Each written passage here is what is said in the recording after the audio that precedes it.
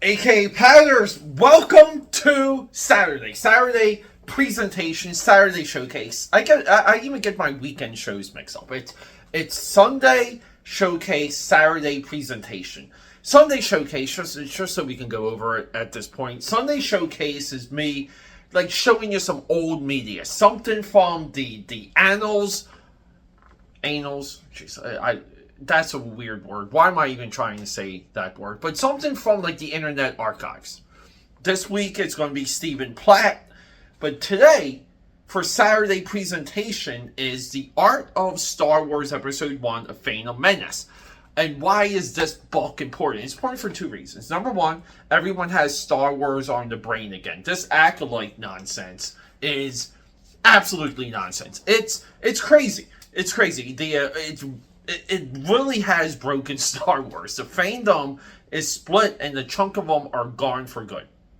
With all of that said, Star Wars Episode 1, Phantom Menace, the art of this very book. Reason number two is this, and this is the big one. Write this one down. This is the final practical art direct. Like, the end of practical art. This is it. Because when we get into even episode 2 and episode 3, and now, well, I'll show you guys right over there. That's my drawing table. I'll show you guys from the drawing table. Episodes 2 and 3 incorporate more and more digital. By the time we get to Force Awakens, it's all digital. And Hollywood follows suit. This might be the biggest book.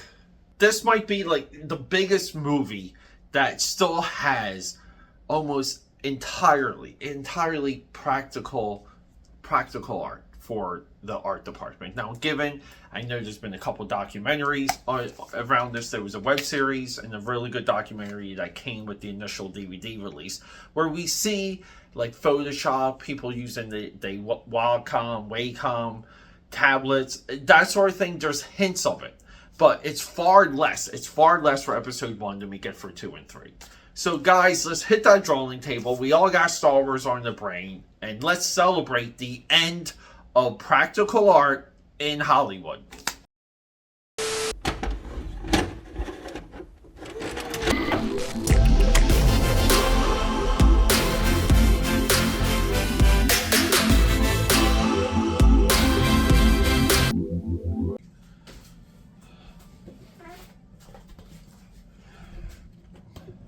AKAPADers, that is the undercarriage of my drawing board.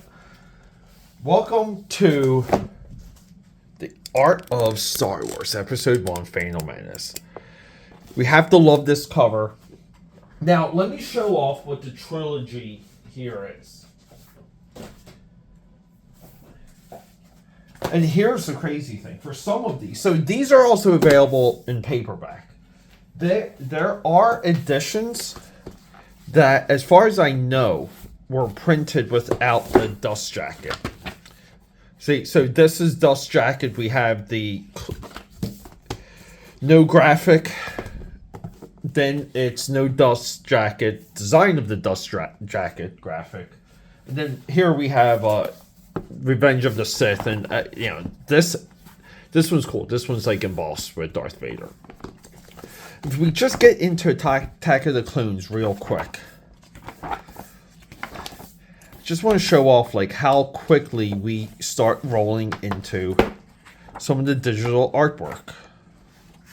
Digital. I mean, we're still dealing with a good range of practical artwork, right? And then by the time we get to Revenge of the Sith. Whoa, that's upside. Whoa, that's weird. Wow, that's a... What happened with this? Is it printed upside down? Why did I not remember that? It is printed. This book's printed upside down. How amazing is that? But you can see right off the bat, digital. That's not. That's maybe practical with a little bit of digital. This digital. How are we identifying some of the digital work? A lot of times things are angular. The lines are amazingly straight.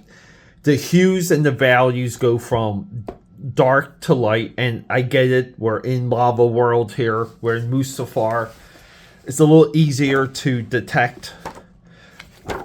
And a lot, again, like we think about digital tools, like where you draw one, you repeat it, you repeat it, you repeat it, you repeat it. Again, too, like say dark, super bright. It's digital production. So when we get into episode 1, Phantom Menace, and I don't know how detailed we're going to get into this, because I just feel like there needs to be a deeper analysis of these books. But we have Doug Chiang here. Doug Chiang, he's the new Ralph McQuarrie, right? And no one, again, he's, for some reason, he's he's not heralded like Ralph McQuarrie, but he has. And to see more of Doug, we can get into Mechanica, creating the art science fiction of Doug Chiang. He has a mind for vehicles. He 1000% does. Just the way how... So these lines, they might seem like alien to you, but what he's doing is he's splitting the object. So he knows to round it and how much to show towards the viewer and how much to show away from the viewer. It's one of his techniques. He's perfected it. This is also one of the reasons why a lot of his, we'll call them objects, they appear to have weight and they appear to be in space. But he's as much practical as he is digital. And at this point, he's doing like full-on like acrylic work. Like we're kind of getting into the ideas of the original Star Wars.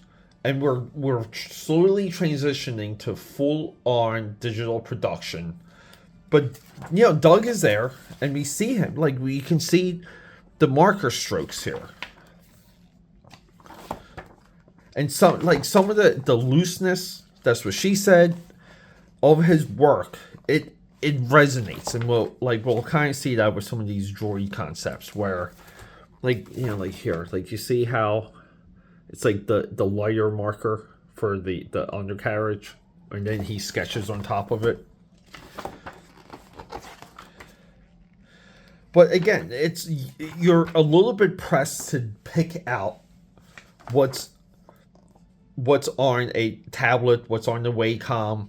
They didn't have screens yet, so everything was big Wacom tablets. See, I like this stuff too. I love it when he throws in the black to separate the forms. It helps to put everything in space as well. And you see here, for the transport drop-offs, how quickly they go from sketch to maquette. Or like you can kind of define this as a scale model, but it's mostly a vehicle maquette. Yeah, and we get stuff like this. We get just these. I remember seeing this in the trailer. When you saw these chips coming towards Naboo, you were like, "Yo, like holy crap!" I always like these, and now like, isn't there? Oh, I should have looked up. Isn't there like a Pepsi? Wasn't there like a Pepsi like cooler or like some type of holder that and the Pepsis would come out?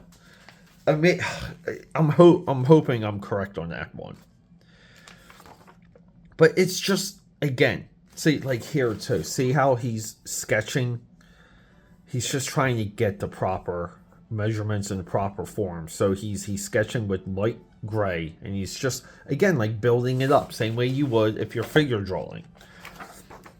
You don't get a lot of vehicle designers thinking like that. You really don't. You don't see a lot of the undercarriage and the underwork in their sketch work. Like, this is great too. See, like, you kind of want to go through. There's so much design work for Star Wars. It's almost like every time you make a Star Wars movie, you have more design work than what's ending up on screen.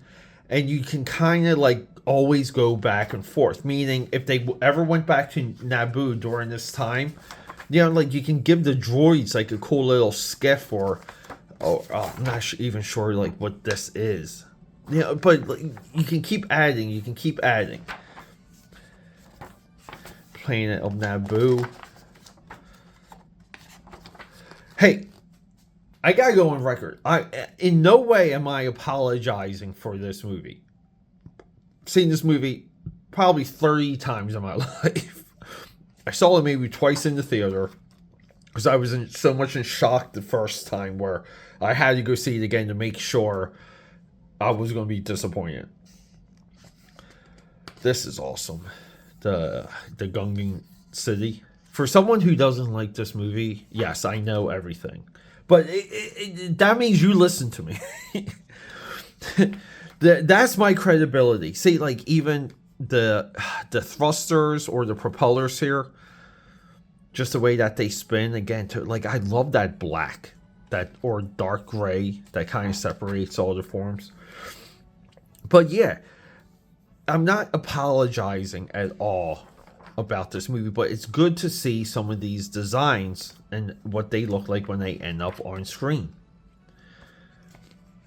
There's just so much practical artwork here too. Like these pencil drawings are fantastic. Like just the motion, the way the creatures move. And again too, like ideas that resonate into other movies. Like having our hot babe here riding some type of steed. They don't do so much of them now. They used to do books of all the animals from Star Wars, like all the creatures. And I don't know why they stopped cataloging. I guess like everything's on like the web now. Jar Jar concepts. See, these are the ones I loved. I just want, look, 1994 too. I just want to see the endless rejected Jar Jar Binks drawings. Like, look at this one. Look at the face. Like, look at that. I love the blue background to make them pop. And when you see this stuff, like when you see the gesture drawings, the comical nature of Jar Jar, you say to yourself, yeah, like, it wasn't just George Lucas being delusional.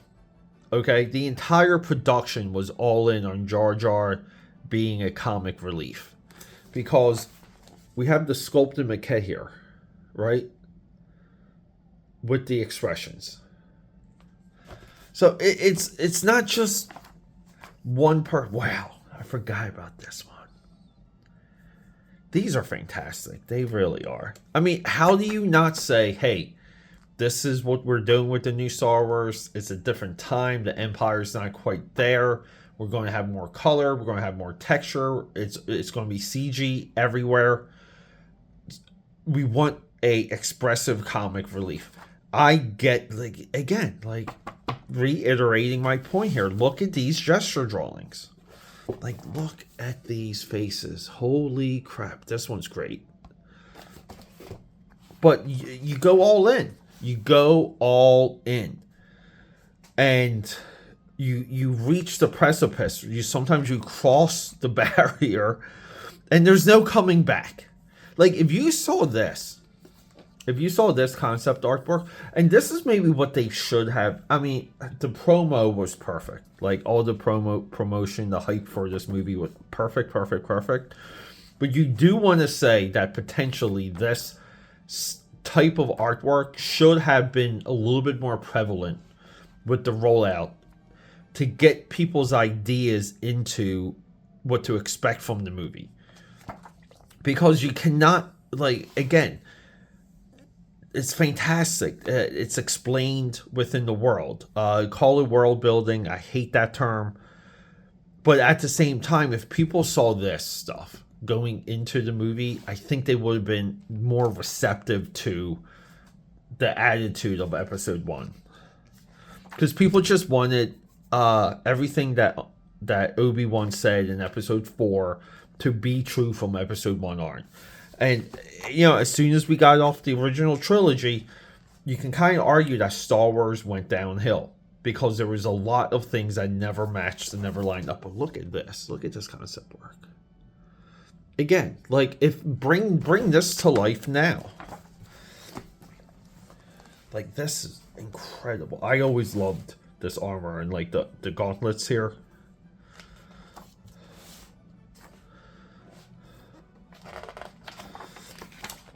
You can make a comment about every image in this book.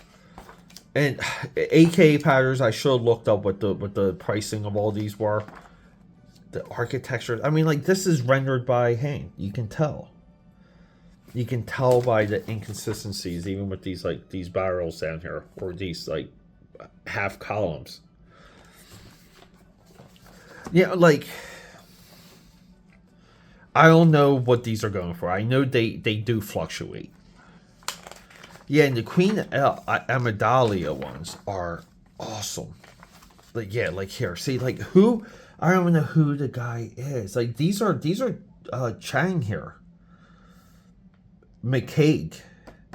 Like, his face, like this, like, upshot and her lips. Like, it is. And again, too, like, this is some of the stuff. Like, people should have seen some of these before getting into the movie. But I really do feel like people wanted more. Like, look, his faces. Holy crap. People wanted more high fantasy with this movie. They definitely did. Here we go. We have some of the royal guards for the queen. Again, too, this guy drawing these, like, gauntlets. Like, very similar to what we saw from the soldier here. Hold up, let me show you guys. Like, this is how you develop an eye, right? Like, you don't have to look at the artists. You see, like, similarities. Very European. Hate to say it, very Mobius. Like, the back of the helmet here, very Mobius. Yeah, and this stuff, though. Has there ever been the Imperial ship? Has there ever been like a giant 1/1 model of it? I know they did the Falcon, but you know, you can get away with that. But this would be amazing just because it's all chrome. Like, this would be a amazing 1/1 scale for the 3/4 inch line.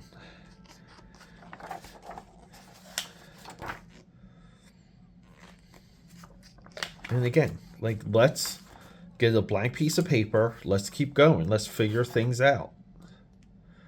Like, the rendering for this is incredible. See, but this is like too car. It's too car. It's too modern. This is more Star Wars. Like, this is Star Wars. This one right here. Tatooine. And again, you know, like, Star Wars is a world of creatures. It's a world of spaceships. You know, and extreme exotic environments. So look at the Hutt family here.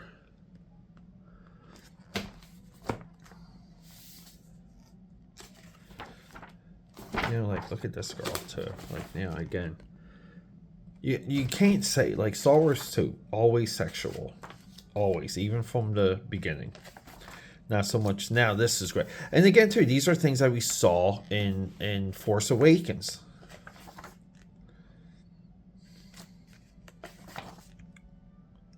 These faces are just... I gotta look this guy up right here. Ian McCaig. That's who. Look at the little Greedos. And say what you want about this movie. I'm with you if you feel like trashing it. But how iconic has Anakin's helmet become? Absolutely a part of the saga. Like, folds right in. The bust is C-3PO. Can they just retcon this? Can they just make this not C-3PO? I would be okay with that. Watu. Watu's one of their absolute best creatures. What's this guy's name? Sebulba.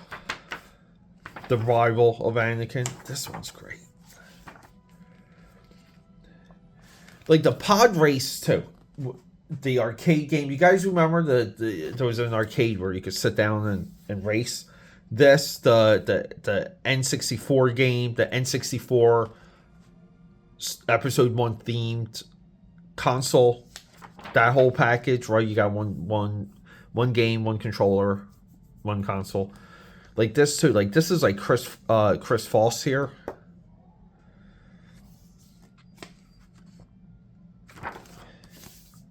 Like again, look at these designs. This is a little bit of what you wanted more of. But why not? Like, why don't they go back? Like, wouldn't you be into, like, just seeing this? Wouldn't you be into if Disney Plus did a pod racing series? Like a season of it. You know, like 20 different racers and 3 of them live by the end. Like, that would be right on. And that would add context and gravity to episode 1. Like, some of these guys, too. Like, they straight up ended up on screen. Just like this. Coruscant. Jedi Temple. Like, look at this stuff, too. Dude, like, this was some of the shocking stuff. Because you only read about this until episode 1.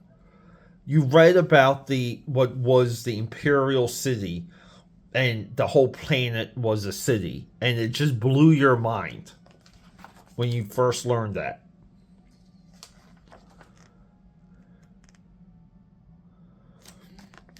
Yeah, I don't know. We can talk about every single page on this. The level work, expertise, craftsmanship, the Jedi Temple is just... Wait, is this the Jedi Temple? Nah, it's yeah, Jedi Temple Plaza. Like that. It's iconic. It really is. This and the Vaders, or like the Vader Tower that ends up on Mustafar. Like, look at this. Like, and look at this one too. Have you guys seen the Suspera? The Amazon Prime Suspera remake. This is like the ribbons and the threaded, knotted wool that those girls wear. Again, like, we're dealing with just concepts and concepts and concepts. And this is only a small fraction. Look at Obi-Wan here with the white hair. This is only a small fraction of what they really have. They just let us... This is just what they're allowing us to see. See, like, nowadays, this would be photorealistic if it's Liam Neeson. Like, for Ewan McGregor here, this would be photorealistic. Indistinguishable. But AKAPADers... Oh, yeah, and look, it profiles everyone. I gotta do some work on these guys. This is incredible. Yeah, guys, I just have to say, greatest preview promo poster of all time here. Greatest teaser poster. I'm sorry, Backman 89 fans. You lose to episode 1. What a amazing book. I hope this is affordable to all of you out there. Thanks for hanging out with me, and just stay tuned, because I want us to do more of a retrospective on all 3 of them. We'll call it the prequel trilogy. So eventually we're going to do original trilogy, sequel trilogy, and prequel trilogy. Just so you guys know, because we have those in the library.